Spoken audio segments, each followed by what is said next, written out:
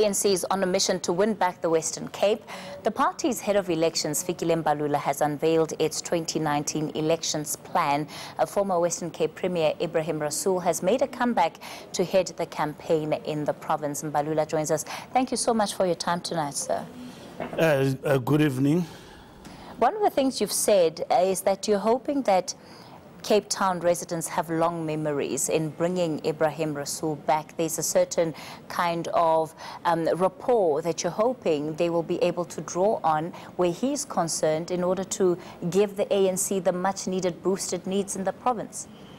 I think first we need to clarify the fact that Ebrahim Rasool is somebody who comes at the helm of the election campaign to give us impetus, organization, and at the same time much needed experience and discipline and organization and renewal in the Western Cape. And as a person who comes from the Western Cape and understand and who have been part and parcel of government there, will basically direct us in a particular direction, but working with a collective. And there is a very strong collective of elections, which means we're serious about the Western Cape because we did badly there. And that is why our motto in terms of this approach of the Western Cape is winning the trust of our people.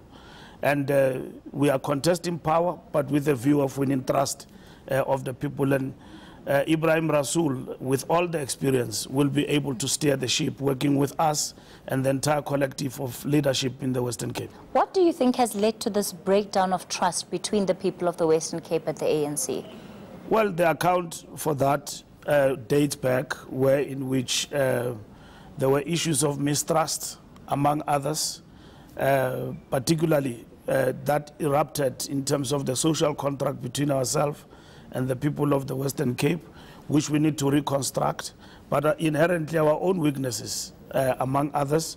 We are not saying that everything, when we're in power, was actually hunky-dory. But in a material sense, what are those issues that have contributed to this mistrust? I hear you talk about a breakdown in social contract, but what are we talking about when you say a breakdown in social contract? The breakdown in social contract is to the effect that as much as we want power, it was not outright.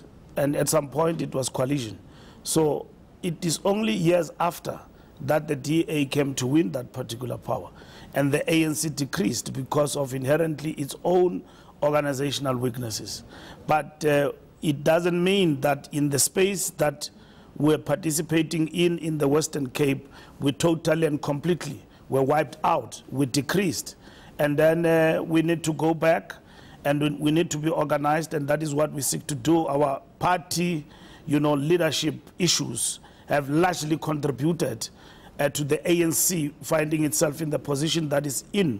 And that is why we're going back in a more organized way. And part of that work is to win the trust of the people. And that trust was wiped out because of our discord with the masses, meaning social distance, not being able to focus on issues that affect the people, and the DA was able to consolidate power. Let's talk about Mr. Rasool in terms of his position as Premier of the Western Cape. Of course, by the time that he left, he didn't necessarily leave with a clear... He left with controversy hanging over his head. I don't know what you mean by the controversy hanging over his head, but Rasool is a well-respected leader in the Western Cape, and Rasool has never been found of any wrongdoing. He was never a corrupt leader. He upheld, the values of the ANC to the latter. Of course, controversy, if it relates to leadership issues in the ANC, it's another issue, which is what we are on the path of self-correct. But Rasool is not coming back and saying, make me the Premier. He's saying that we had a vision and the DA government has not been able to fulfill that.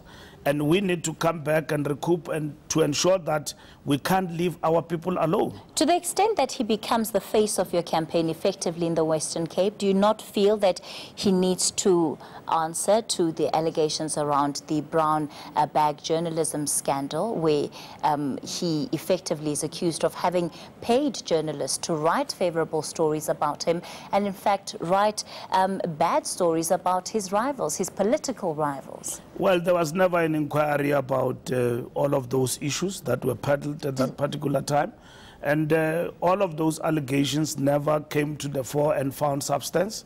And there were heated and allegations that were made and came to pass. And we are talking about the former ambassador to the United States based in Washington, D.C. And if there was any other thing that seek to suggest corrupt activities, he wouldn't have actually passed, you know, the accolades with flying colors to represent South Africa for over 10 years in the United States of America. In this particular instance, Rasool is a very respectable individual in the community, and he did absolutely well. And the people of the Western Cape can speak for that. But that is not an issue. We are not talking of Rasool as in a premier candidate. We are talking of Rasool as being a person who brings organization at the helm and giving direction in terms of the campaign. But surely it must matter. And when you say there was never an investigation into it, did the ANC not issue a report, the Null report, which had specifically looked into this matter, but the details of that report were never fully made public? You are talking about the reports that were never made fully public and all of that. I'm saying to you, all of those allegations have never found substance. And in this particular instance, you could talk about many other reports, including from the side of the opposition. All allegations are made, people get smeared, and at the end of the day, those things don't hold substance. The ANC would have never delivered Rasool to become the best ambassador in one of the superpowers of the world if ever there was anything sinister about his character or his credentials as a leader. So as it stands, you feel that that matter of the journalists being given brown envelopes is done and dusted, and that there's no more answering that needs to take place? That is poor. That is seeking to dig deep into poor deviation of what we are about. The fundamental question is what confront the people of the Western Cape and how we want to position the ANC. Absolutely, and we're going to get to that in a moment. The issues that you are raising is a poor duck out to try and deviate from the real matter of the ANC getting organized and being ready. Rasool is not in government and then is coordinating ANC work, and the ANC is serious about uplifting the people of the Western Cape. Rasool left that position with that particular record. The other issues in relation to journalism and all sorts of allegations and so on, they are matters that have been peddled at the present moment simply to deviate from the real question. If Rasool is not a factor and at the same time is not standing for any office, is simply coordinating ANC election campaign, what a farce. Because there comes a man of integrity, there comes a man with a record of good governance in the Western Cape, and all the other issues that have actually been peddled have never followed him, up until him becoming the ambassador of the United States of America and coming back to the Western Cape. And look, we are here where we are, and we are serious about winning the trust of the people in the Western Cape. And here is the man with good values, leading our campaign, and who has never taken a bribe and left government because he was corrupt or anything of that sort. Clear, good governance.